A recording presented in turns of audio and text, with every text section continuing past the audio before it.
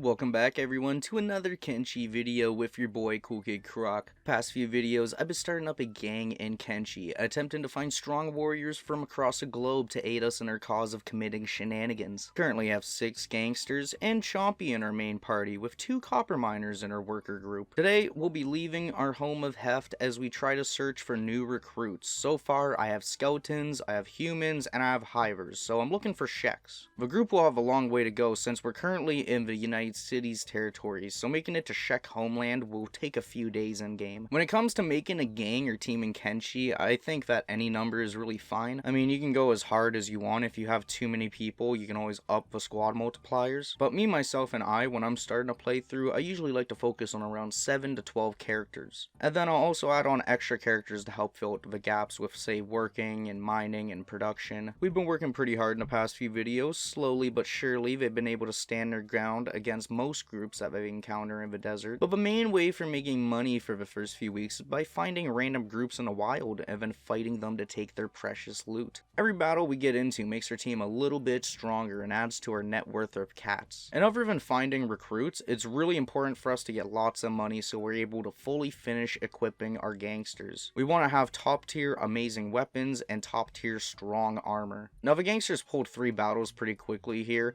There are a lot of bodies lying around just waiting to be looted, and we need to heal up badly, so I decided we had to go back to Heft in order to sell what we had and then heal our party. On the way back, Chompy was acting as a bodyguard escort, defending the group from all the wild skimmers that were wandering about. The gangsters would get back to the bar in Heft and then sell all the weapons they got, and that would bring us up to 82,000 cats, and then by the next morning, everybody was healed up and ready to adventure. Immediately, the group found some manhunters to engage into combat with. Now, the battle with the manhunters didn't hurt the gangsters too much, but the skimmers, they fucking hurt the gangsters. There's like so many skimmers around here though. If it wasn't for Chompy, I'm 100% certain I'd be having a miserable time playing this right now.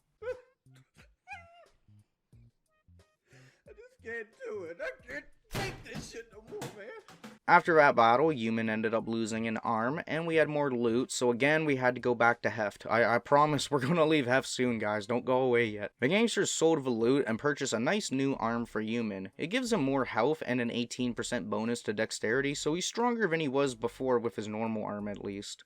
Now, during this time, Ank was sleeping at the bar, and he was actually found by a guard there. If you remember in the last episode, he got enslaved in the middle of a fight when he was knocked out, so they ended up imprisoning him and putting him in the United Cities jail. Making it even better, there was no guard to bail him out, so I just sneakily had Ank lockpick the cage, escape, and then B01 would carry him out of Heft. In the middle of day 28, the group left Heft and began their journey of the desert once again. At the start of day 29, where the gangsters would encounter a group of grass pirates. We're nothing impressive, we're just a bunch of assholes. They're literally 2 letters away from being a name I would call my friends in grade 4. But names are deceiving, and the grass pirates were quite strong for their silly name. And even though they did knock down most of our party, we did end up still winning. Now they had a lot of good loot and weapons and armor, so I looted up and then got everyone healed. Since everybody was injured and we had loot to sell, I sent the gangsters back to Heft.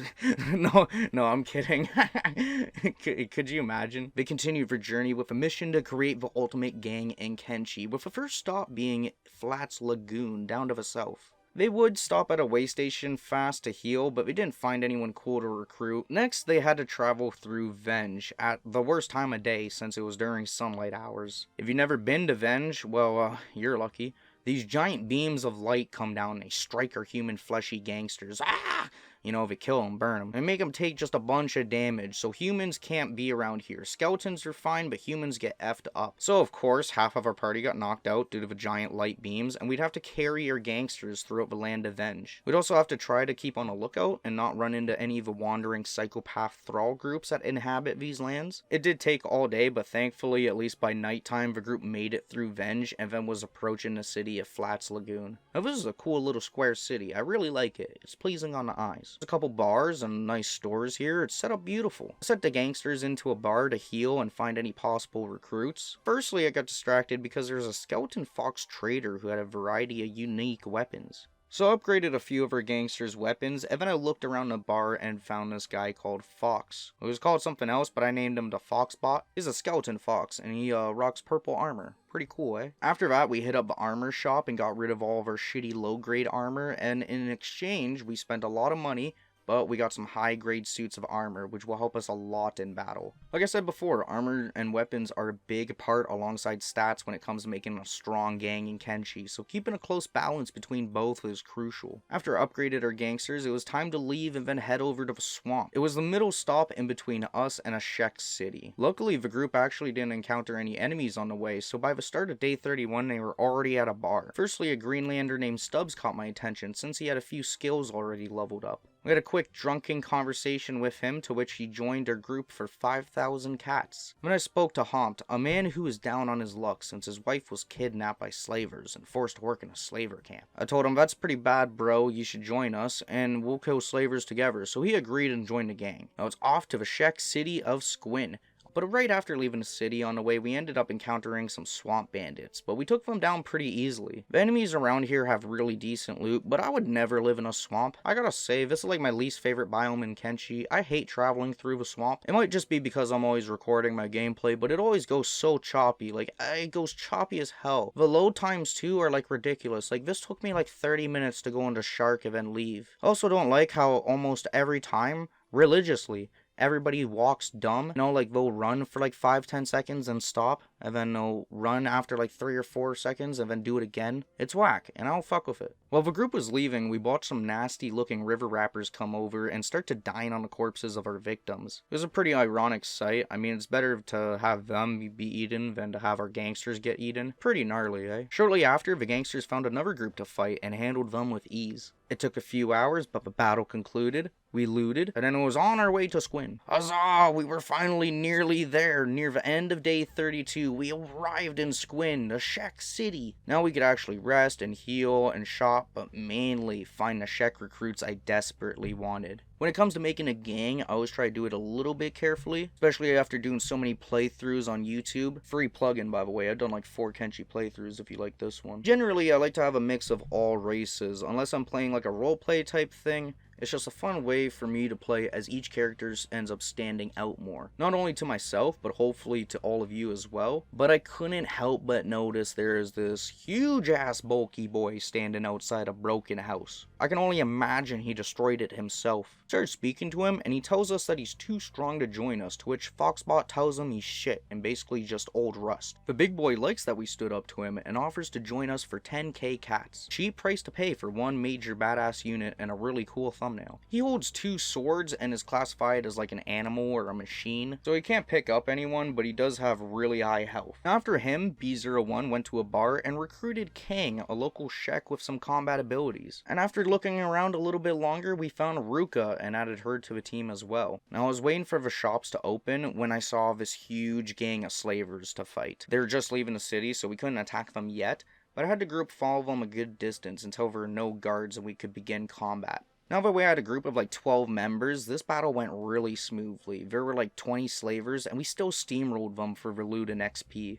After picking up everything, we would head back to Squin, and I picked up some more backpacks and then building materials, iron plates, and books, as now it was finally time to start to settle down a base. I wanted to do it near this area as well. Firstly, it's my favorite area in Kenshi to settle down a base in. And right now, it makes the most sense. I know this area has a lot of mid-level factions who fight us just for existence, so we'll be able to level up fast, as well as make money from looting corpses. Now, heading into the Sten Desert, I was looking for a nice place to settle when suddenly our heft miner Azumi got ambushed and knocked out. I kind of forgot about her in between a bong break, so I came back and it was right back down to base building business. Now that I had found a cool spot in the Sten Desert, every base needs a place to make building materials. So main thing was setting up a stone mine and stone processor to start with. Then I added some storage crates for each of them. I then placed a simple storm house and began construction. This will be enough for us to start at least a foundation for our base and buy a few interior workstations that we need, like a research bench. Also then named the settlement to Bad Guy City and named the gang to Catastrophes. Shout of the home slice in the comments for the cool name. After getting everything built and selecting what technology options I wanted, I quickly realized we had no power. We had no way to create power as well, which was required to watch porn. It was required to use the research bench. Thank God Brittany Ears and Izumi were still left in heft. But Izumi, our main researcher, was still knocked out. Remember, like earlier, a paragraph or two ago. So we had to pick up Izumi. Thank God Brittany Ears was there. We had to wait all night for a shop to open up since they had no more med kits over there. This took hours in game, but by afternoon Izumi was researching wind power and we could begin to set up our first 2 turbines. We needed copper to build them, so I sent a few people to copper mining when all of a sudden a group of Sheks stopped by to request tributes. Since we're on their land, they want free food from our farms. We don't even grow food yet. What are we talking about? We have like a stone mine and a shitty house.